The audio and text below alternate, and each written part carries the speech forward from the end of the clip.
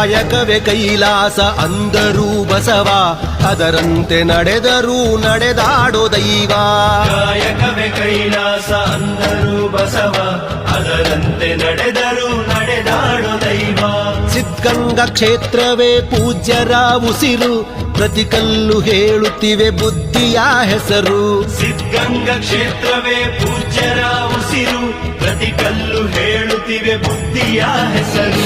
ಕಾಯಕವೇ ಕೈಲಾಸ ಅಂದರೂ ಬಸವ, ಅದರಂತೆ ನಡೆದರೂ ನಡೆದಾಡೋ ದೈವ.